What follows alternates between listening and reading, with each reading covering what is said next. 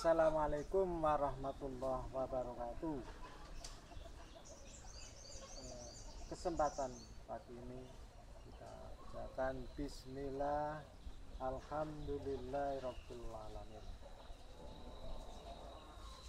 Asyhadu an la ilaha illallah wa asyhadu anna Muhammadar Rasulullah. Inna sholati wa nusuki wa mahyaya wa mamati lillahi rabbil alamin. Allahumma sholli ala sayyidina Muhammad wa ala ali sayyidina Muhammad. Ketika kita membaca bismillah, ketika kita membaca alhamdulillah untuk memuji Allah, kita berikrar dengan dua kalimat syahadah.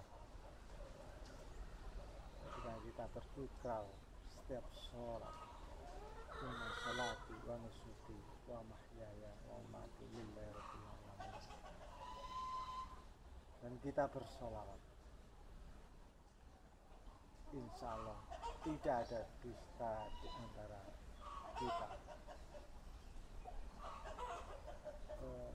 Pada kesempatan pagi ini kita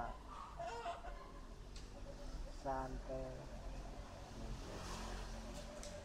menyampaikan sebuah pesan mungkin ini sudah 2003, 22, 21, 20, sudah 4 tahun nih.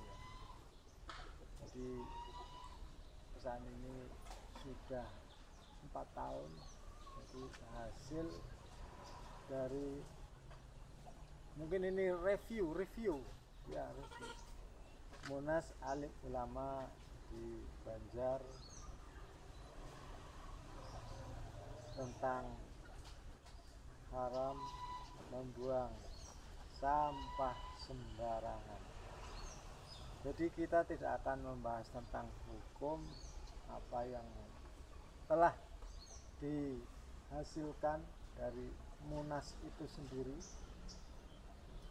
karena hasil Munas Alim Ulama yang diadakan di Banjar, Pondok Pesantren Miftahul Huda Al Azhar di Kota Banjar, Jawa Barat, itu sungguh luar biasa, sudah sejalan dengan hukum undang-undang yang telah ditetapkan oleh pemerintah nomor 8 tahun 2018 nomor 18 tahun 2008 ya, masa lupa.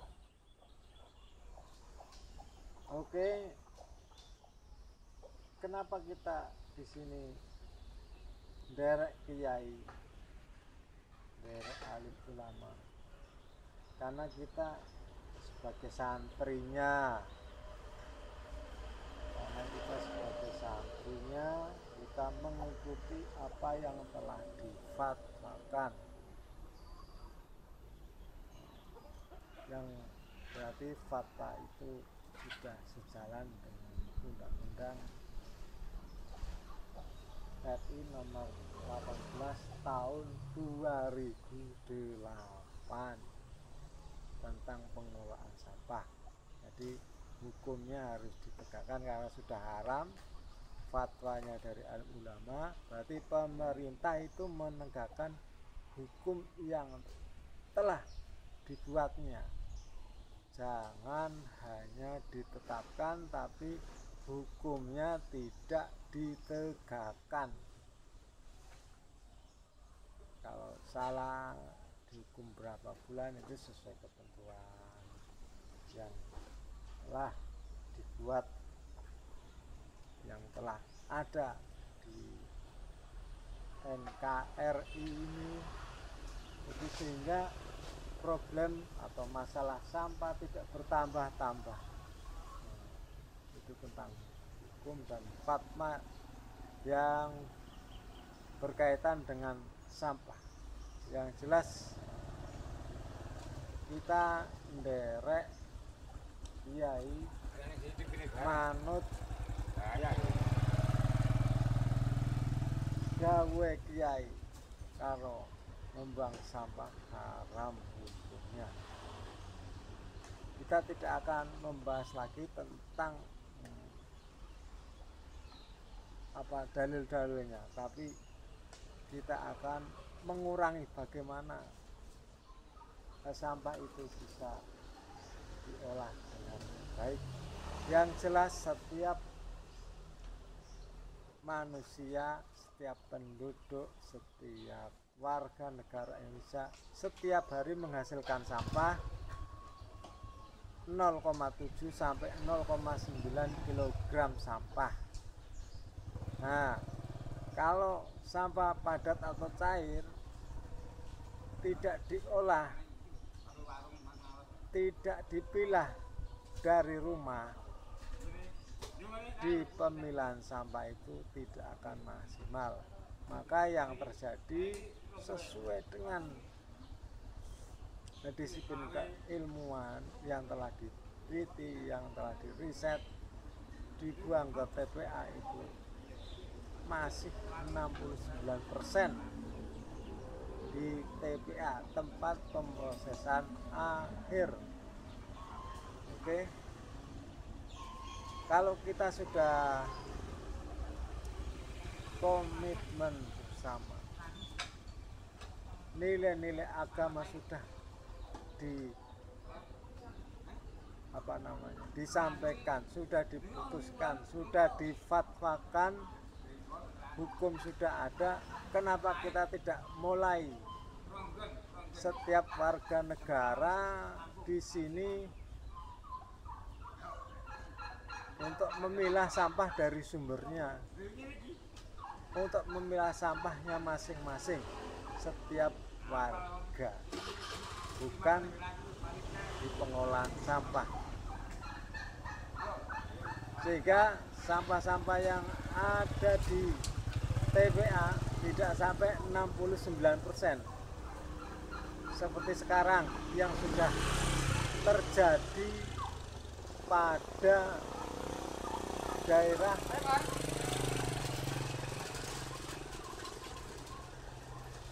istimewa Yogyakarta. Di beberapa daerah sudah mulai sampahnya dipilah dari rumah.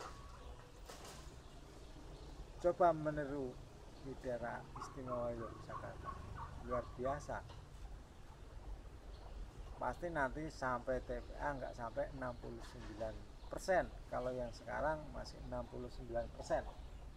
Oke, jadi inilah sebuah fenomena. Maka dengan adanya fatwa hasil Munas Alim Ulama tahun 2019, 4 tahun yang lalu, kita sebagai santri mengikutinya. Derek dawe Pak Kiai, derek dawe Pak Kiai. Jadi kenapa kita harus menolaknya? Terus kapan lagi kalau bukan sekarang?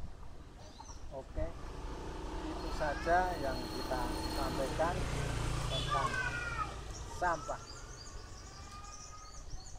Kita derek kiai haram membuang sampah sembarangan, memilah sampah dari sumbernya. Terima kasih. Assalamualaikum warahmatullahi wabarakatuh.